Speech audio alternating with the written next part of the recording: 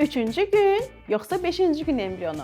Bu, IVF prosesinin ən həyəcanlı mərhələlərindən biridir. 3-cü gün embrionu 6-8 hüceyrəlidir. Yəni, hələ erkən inkişaf mərhələsində olduğu dövrdür. Bəzən laboratoriyada çox embrion olmayan pasientlərdə onları daha tez öz təbii mühitinə, yəni ana bətninə köçürmək məqsədə uyğundur. 5-ci gün embrionu isə artıq blastokist mərhələsidir.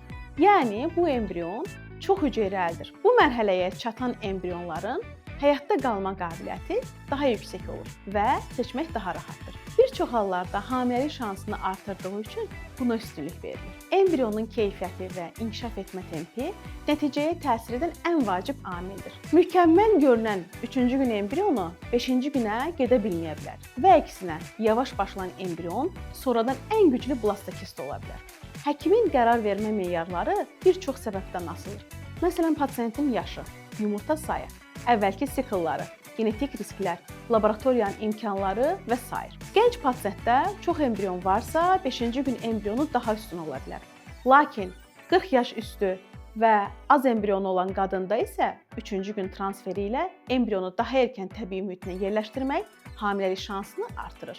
Bəzən laboratoriyada 5-ci günə qədər gözləmək embrionların dayanmasına səbəb ola bilər.